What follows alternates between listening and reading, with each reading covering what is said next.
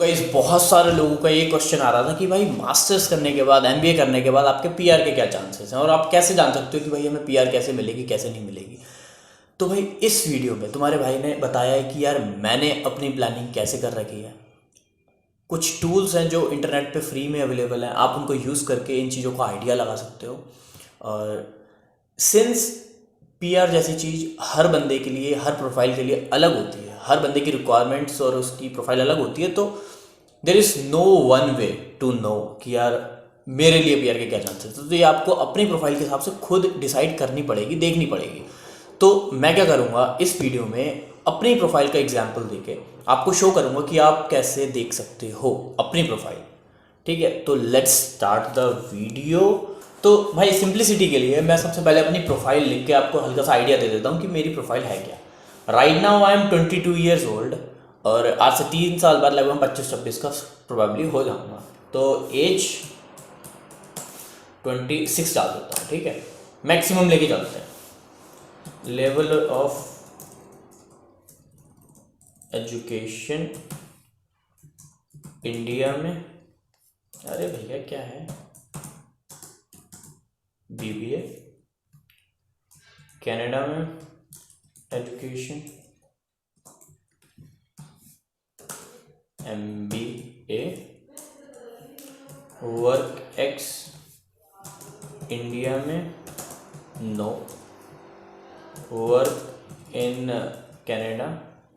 मान ले एक चीज़ बता दूंगा आपको, वर्क एक्सपीरियंस मैं यहाँ पे इसलिए बता रहा हूँ क्योंकि विदाउट वर्क एक्सपीरियंस आप एक्सप्रेस एंट्री में अप्लाई नहीं कर सकते हो। ठीक है, तो कैनेडियन वर्क एक्सपीरियंस 1 साल तो मिनिमम लेना ही पड़ेगा।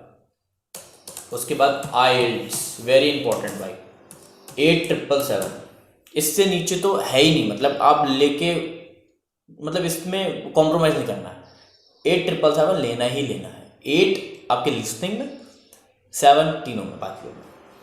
ठीक है, ये हो गया और मतलब बेसिक चीज़ें ये हो गई, बाकी अपने आगे देखते हैं। ओके, इसके बाद हम ये देखेंगे कि भाई कनाडा में पीआर लेने के सिर्फ 2 तरीके हैं। ठीक है, पहला तरीका है मतलब स्टूडेंट के लिए एक्सप्रेस एंट्री, दूसरा PNP. I am not a very big fan of PNP. ठीक है, सिंस मैं अंडर ग्रेजुएशन मैंने कर रखी है तो मेरे इतने ही प्रोफाइल में इनफ पॉइंट्स मिल जाते हैं कि मुझे पीएनपी की जरूरत नहीं, मुझे एक्सप्रेस एंट्री में भी चांस मिल सकता है। तो we will talk about express entry. अब एक्सप्रेस एंट्री में क्या होता है भैया, हर 1-2 हफ्ते में ये लोग कट ऑफ निकालते हैं। ठीक है, हम चेक करते हैं CRS कट ऑफ, लिंक खोली हमने, गए नीचे, ये यहाँ पे ऐसे करके आते रहते हैं, तो हमें यहाँ पे सी प्रीवियस राउंड्स पे क्लिक करना है। तो देखो भैया ये टेबल आ गया। 1 अप्रैल 2021 को कैनेडियन एक्सप्रेस क्लास की जो कट ऑफ निकली वो निकली 432 और 432 इनकी कट ऑफ थी लास्ट। इससे पहले इन्होंने निकाली थी वो थी 449, उससे पहले जो निकाली थी वो 75 थी और उससे पहले जो निकाली थी 454। तो बेसिक आइडिया ये है कि भैया जो एक्सप्रेस एंट्री की कट ऑफ जाती है वो 450 से 480 के बीच में, कभी कभी 450 से लो भी हो जाती है। तो अब हम अपना स्कोर देखेंगे कि भैया हम कितने गहरे पानी में। So let's see that. CRS calculator, CRS calculator पे आप आ गए, कनाडा की ऑफिशियल वेबसाइट पे, कोई फर्जीवाड़ा नहीं है। तो अब हम देखते हैं इसमें मेरी प्रोफाइल के हिसाब से क्या होता है। आप यहाँ आना और अपनी प्रोफाइल के हिसाब से देखना। नेवर मैरिड भैया, no. How old are you, 20। देखो एज का आपको बता दूं, 20 से 29 तक के बंदे को हाईएस्ट पॉइंट मिलते हैं। और मैं आपको क्यों बोल रहा हूँ पता, CRS स्कोर टेबल, यहाँ पे आके आप चेक कर सकते हो कि एज के without a spouse maximum points 110 हैं अगर आपकी एज 20 से 29 ईयर ओल्ड है तो। ठीक है, तो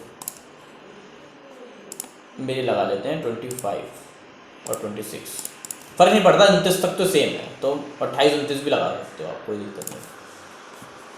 now what is your level of education, highest level of education क्या है आपका, मतलब आपकी हाईएस्ट डिग्री क्या है। ठीक है, तो भैया मेरी highest level of education MBA करने के बाद होगी मास्टर्स डिग्री। एमबीए करने के बाद जब मैं एक्सप्रेस एंट्री के लिए अप्लाई कर रहा हूँ तो मेरी मास्टर्स डिग्री होगी। ओके, इसके बाद have you owned a Canadian degree diploma certificate? Yes, degree diploma certificate of 3 year और लॉन्गर और अ मास्टर्स। तो भैया मैंने कनाडा से एमबीए कर रहा हूँ तो that is a master's program, तो आई विल सेलेक्ट दिस। इसके बाद आइल्स, यस। स्पीकिंग में भैया 7, लिसनिंग में 8, बाकी दोनों में 7-7। ये तो लाने ही लाने हैं भैया, ऐसे इतनी आसानी से नहीं होगा।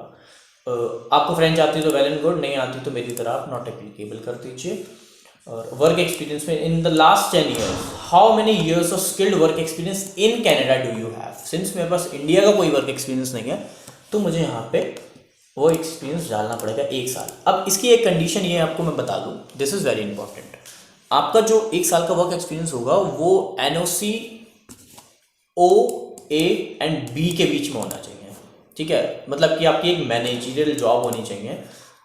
मतलब कनाडा में हर जॉब का एक अपना कोड है, उसकी अलग कैटेगरी है, तो आपकी जो जॉब होनी चाहिए वो OA एंड B में होनी चाहिए। बहुत बड़ा एक इम्पॉसिबल टास्क नहीं है, ये मिल जाती है, ठीक है, if you look hard enough. तो इंडिया में इसके बाद दूसरा पॉइंट है in the last 10 years how many total years of foreign skilled work experience हुई है? अब फॉरेन से मतलब कनाडा के बाहर, भले ऑस्ट्रेलिया हो, न्यूजीलैंड हो, इंडिया हो। तो भैया मेरा इंडिया में कोई वर्क एक्सपीरियंस नहीं है तो I will select no. Do you have certificate of qualification? मेरे पास कोई सर्टिफिकेट ऑफ क्वालिफिकेशन नहीं है, इसमें कुछ भी नहीं करना है। ऑफर LMIE नहीं है, PNP नहीं है, मेरा कोई भाई बहन भी नहीं रहता। So this is what a normal person would be having. तो इनकी लास्ट में ज़्यादातर लोगों के पास नहीं होता। अगर आपका कोई ब्रदर सिस्टर रहता है तो इसमें आप यस कर सकते हैं। तो इन सब चीज़ों के हिसाब से मैं अपना स्कोर निकालूंगा। लेट्स सी, नीचे आओ नीचे आओ नीचे आओ नीचे आओ। तो भैया मेरी प्रोफाइल के हिसाब से मेरा स्कोर निकला 489। हम इसको लिख लेते हैं। With MBA 1 year Canada work 489। तो गाइस आई थिंक बहुत जितने भी लोग देख रहे हैं उनको ये चीज़ अंदाज़ा हो गया होगा कि जो हमने पहले कट ऑफ देखी थी वो थी 432 if I am not wrong ना। ये देखो कट ऑफ थी 432, 449, 454। तो भाई अगर मेरी प्रोफाइल इसमें लगी हुई होती तो मेरे को इनविटेशन आ जाती and I would have been eligible for PR express entry, ठीक है? तो अब हम देखेंगे, ये तो था भैया MBA के लिए, मास्टर्स के लिए। अब बहुत सारे लोग डिप्लोमा के लिए आते हैं, ठीक है, PG डिप्लोमा के लिए आते हैं। तो भाई उनको क्या इफेक्ट पड़ता है हम वो भी देख लेते हैं जब इतना देख लिया है तो, ठीक है? आ जाओ ऊपर। हमने सिर्फ लेवल ऑफ एजुकेशन में चेंजेस लाने और कहीं चेंजेस नहीं लाने, ठीक है? यहाँ पे अगर हमने डिप्लोमा करा है तो हम लिखेंगे 2 और more certificate diplomas degree 1 must be at least 3 years. अगर आपने इंडिया में 3 साल की अगर कोई बैचलर्स कर रखी है या कुछ कर रखा है तो आप अगर यहाँ पे कनाडा में 1-2 साल का डिप्लोमा करने आ रहे हो तो आप इसको सिलेक्ट करेंगे, ठीक है? आपने कैनेडियन डिप्लोमा में 1 और 2 ईयर का डिप्लोमा अगर आपने करा तो आप इसको सिलेक्ट करेंगे। इन दोनों को डाल के चेंज करके हम देखते हैं हमारा स्कोर क्या बनता है, 467। So let's write it down. With diploma 1 year CA work score 467। तो guys this was the only difference. 467 भी स्कोर बहुत बुरा नहीं है, it is very good. CRS score नीचे आता रहता है ऊपर जाता रहता है, लेकिन हमें जो प्लानिंग करनी है वो आज से 3 साल बाद की करनी है ना। तो 3 साल बाद स्कोर क्या बने तो हमें कोशिश यही करनी चाहिए कि भैया मैक्सिमम स्कोर हमारा रहे ताकि हमारे ज़्यादा चांसेस रहें। लेकिन नॉट बैड, तो I don't think this is very bad. तो भाई ये इसके अलावा मैंने कोई प्लानिंग नहीं कर रही, ये चीज़ मुझे पता है। I know I am not a consultant lawyer और एनीथिंग, ये एक मेरा बेसिक आइडिया है।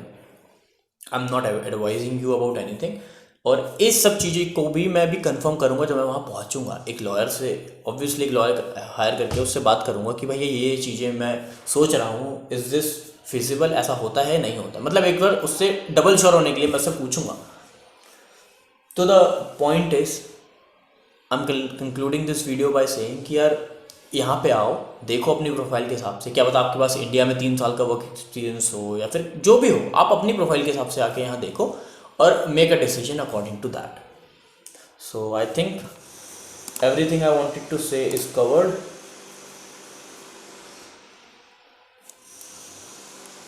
So I'll see you in the next video.